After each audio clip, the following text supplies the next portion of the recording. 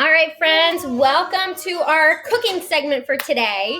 We are actually going to be attempting an old family recipe. This one right here. It's Butterballs. I don't know if your families ever make it, but Matt, my husband, Mr. T, his grandmother gave us this recipe. So we had to do a little research before we started, and you guys get a treat into our kitchen today. So here's our little circus. So there's Jane. There's Matt, Mr. T. Our dog is over there. And whenever we cook as a family, this is exactly what happens. We have to pause and stop and do the best we can. So back to what we are cooking, these Butterballs. We had to do a little research. We had to call his 92-year-old grandma and figure out what exactly she wrote on the recipe. And what she told us is different than what she wrote. So there's a couple different things about this recipe that I'm intrigued to make. So first off, there's no leavening agent, no baking soda, no baking powder, yeast, nothing. There's also no eggs. So there's nothing that's supposed to hold these Butterballs together. She swears it's the right recipe. She swears everything's correct, other than the few small discrepancies like using granulated sugar instead of powdered sugar and using vanilla extract instead of almond extract. So we are going to get cooking in a hot second. All right, so as we normally do, we're going to read our entire recipe first, and then we're going to measure our mise en place. So Butterballs is 1 cup butter, half a cup granulated sugar, that was a change, 1 teaspoon of vanilla extract, 2 cups of flour, and 1 cup of chopped nuts. It says mix butter with sugar until creamy. Add almond extract, flour, and something. It's in cursive, so we're going to have a hard time with this. Mix well. Oh, and nuts. Mix well. Chill dough until easy to handle. Use fingers, shape dough into balls. 1 inch. Place on ungreased cookie sheet. Bake until light brown, and then cool. Oh, cool and roll in powdered sugar. All right, so we have an idea of what we're doing. So let's get started. We need our 1 cup of butter, which is right over here. Thank you, Donna. We also need half a cup of sugar. So we have our sugar here. Half cup. You know what? I need my leavener so that we get a nice even measurement.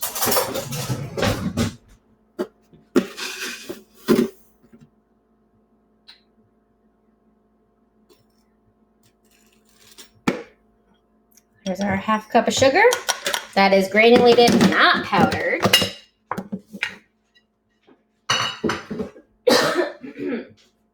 All right, what else do we have here? 1 teaspoon of vanilla extract.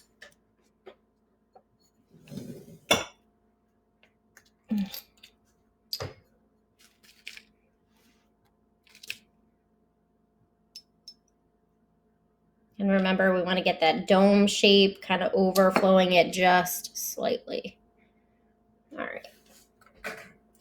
So our vanilla extract is all done. We can put that away. Keep our kitchen nice and clean. Next, we have 2 cups of sifted flour.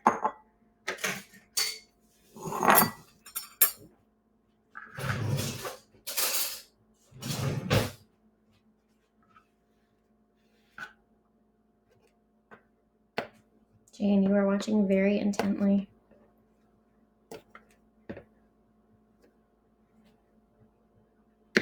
And we're, of course, making sure that we are measuring properly.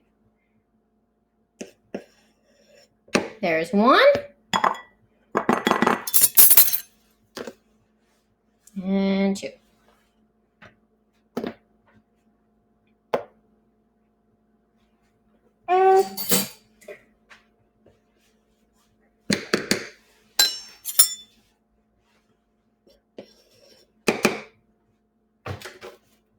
Here's my assistant helping me. Thank you, honey. Okay, what is next on our list? We have the butter, we have the sugar, we have the vanilla extract, the flour, and 1 cup chopped nuts. So we actually pre-measured this because the chopped nuts we had looked like they were this size, all right? And we needed them to be this like fine chop. Okay, I think we're ready to go. I'm gonna show you guys my mise en place all set up. So there we have all of our ingredients, and even in the background, you can see I have my pans ready to go and my oven preheating. All right, we're gonna get our mixer ready, so stay tuned. Okay, we're all set up and ready to go. We're gonna start mixing our ingredients. We did a little baby swap. So the first thing the directions say to do is mix butter with sugar until creamy. Oh, cool. Thank you. Show everybody that trick. Do you teach your students that? No, that is unsafe kitchen practices.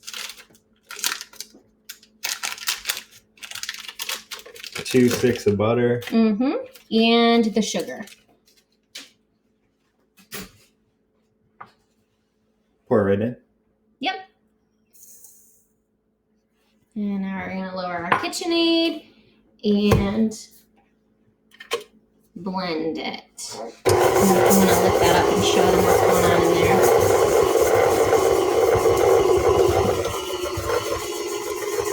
We're gonna crank it up just a notch. Really get it blended.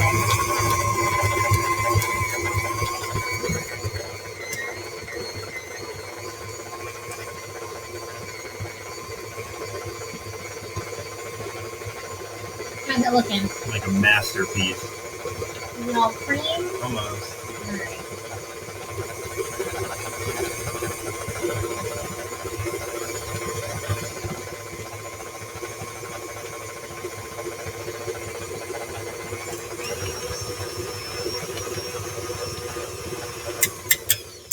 All right, now we're all creamed. Let's see what we have next. Add almond extract, which is now vanilla, flour, and nuts. Mix well. All right. Do I want to just pop it right in there? Pop it right in, and then we're going to pop that in, and then the flour, and we'll mix again. Flour too? Yeah, and I think the nuts. So the little guesswork here, because this is not your traditional type of cookie recipe. Nuts? Mm-hmm. All right. Non wasn't the best in her direction, so we're doing our best here. All right, blend her up. Non just wings it. Nope. Start slow, yeah. You always have to start slow.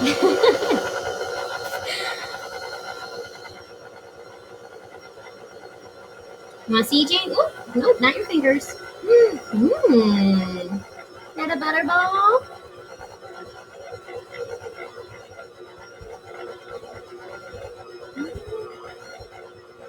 You want to lift it up and show everyone what's going on in there? Look at that magic. Really starting to come together into one dough.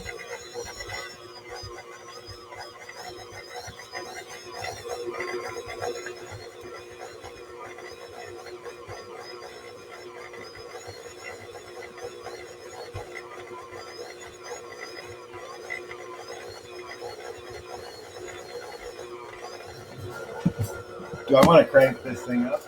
No, since we don't want to overmix the flour. The gluten thing. Yeah, the gluten thing.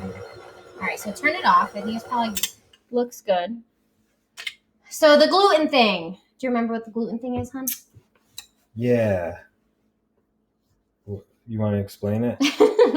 So I'm sure you guys can remember because I talk about it all the time. We don't want to overmix. So what happens is the gluten will overdevelop and it'll leave you with like chewy consistency. And according to Non, we want these butterballs to like melt in your mouth and be very delicate. All right, well now we have to wash this, honey. No cross-contamination.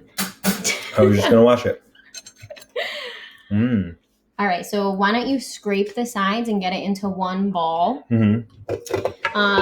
Because it says mix well and then chill dough. So what I want to do is get it into one ball shape so that it chills cohesively together. And then we're going to put it in the fridge and start getting our Butterballs rolled. Looks good.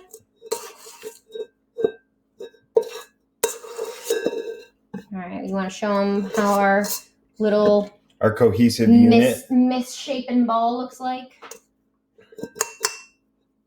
Yes, our cohesive unit. All right, guys, so now what we're going to do is pop this bad boy in the fridge, and we'll come back with what it looks like nice and chilled. All right, you guys, we are back. This has cooled for about 10 minutes. So I'm going to read the next direction and just make sure that we're doing this right. All right, chill dough, done.